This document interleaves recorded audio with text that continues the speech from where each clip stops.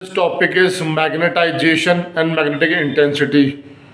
तो शुरू करते हैं आज का लेक्चर। देखिए, हमें पता है कि अर्थ पे बहुत सारे मटेरियल्स हैं, एलिमेंट्स हैं, कंपाउंड्स हैं।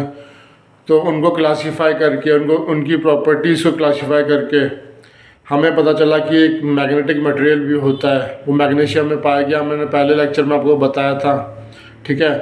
तो हमें पता चला कि जब भी करंट एक सर्किल में घूमता है, एक सर्किल में मूवमेंट करता है, तो वो मैग्नेटिक मोमेंट प्रोड्यूस करता है, ठीक है।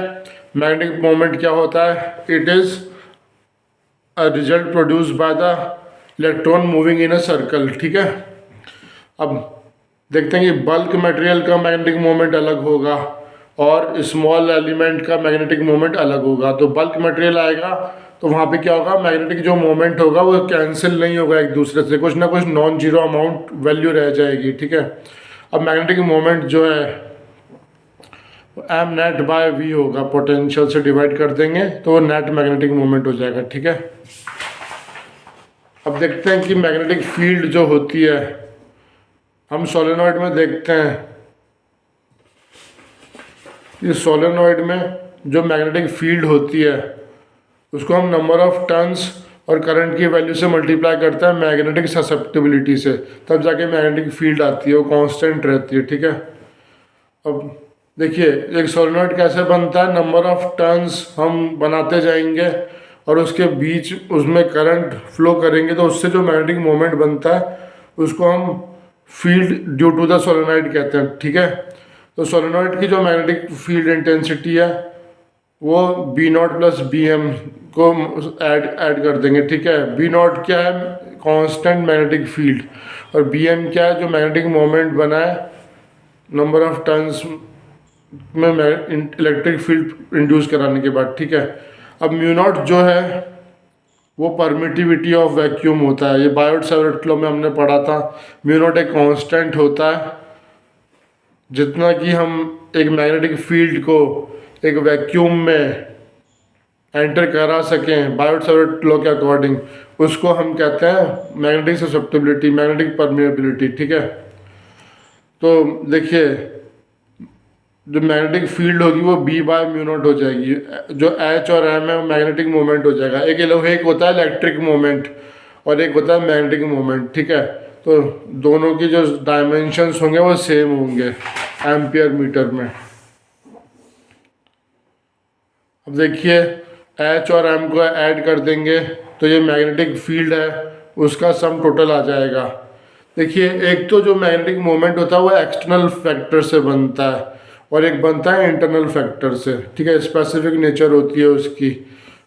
एक मैग्नेटिक मोमेंट होता है स्पेसिफिक होता है, एक होता है एक्सटर्नल फैक्टर से। तो मैग्नेटिक मोमेंट जो बनाएंगे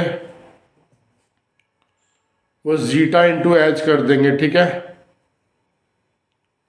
देखिए, अब इसमें दो तरह के नेचर आएंगे, एक तो पैरामैग्नेटिक और डायमैग्नेटिक। पैरामैग्नेटिक क्या होता है? जो स्मॉल और पॉजिटिव होते हैं ना, उनके लिए होता है पैरामैग्नेटिक। और डायमैग्नेटिक किसके लिए होता है? जो स्मॉल और नेगेटिव होते हैं, ठीक है। डायमैग्नेटिक किसके लिए होगा? जो स्मॉल और नेगेटिव होता है। पैरामैग्नेटिक किसके लिए होगा? जो स्मॉल और पॉजिटिव होता है।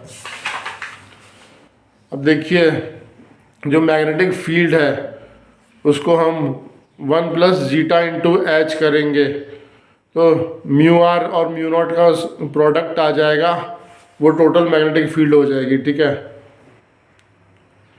अब ये जो परमेबिलिटी हमने जो निकाली है, मैग्नेटिक परमेबिलिटी, वो डायमेंशन लेस है। डायमेंशन लेस क्यों है? क्योंकि उसकी कोई डायमेंशन नहीं है। वो वैक्यूम में भी हो सकती है, एयर में भी हो सकती है, सॉलिड में भी हो सकती है, उसकी कोई डायमेंशन नहीं है, वो कहीं पे भी एग्जिस्ट कर सकते हैं, इसलिए उसकी कोई डायमेंशन नहीं है। Mu is equal to mu naught into mu R is equal to mu naught into 1 plus zeta. तो यहाँ पे मेन कंपोनेंट्स क्या हैं? जीटा आई, म्यू आर और म्यू। ये मैग्नेटिक परमेबिलिटी, मैग्नेटिक ससेप्टिबिलिटी और मैग्नेटिक मोमेंट के कांस्टेंट हैं। इनकी वैल्यूज़ अलग अलग होती है, डायमैग्नेटिक के लिए अलग होती है और पैरामैग्नेटिक के लिए अलग होती है। आप एनसीईआरटी में टेबल नंबर 5.2 देखेंगे तो आपको उसकी वैल्यूज़ पता चल जाएगी कि बिस्मथ की क्या है, एल्यूमिनियम की क्या है, कॉपर की क्या है, कैल्शियम की क्या है। तो आप ये टेबल देख लेना एनसीईआरटी बुक में, मैं भी बता दूंगा अगले लेक्चर में। हमारा अगला लेक्चर देखने के लिए हमारा जो चैनल है उसका नाम है अजय लर्निंग, AZAYLERNING, और मेरा नाम है अजय यादव। मैं फिजिक्स के लेक्चर्स डाल रहा हूँ क्लास 12 एनसीईआरटी के। धन्यवाद।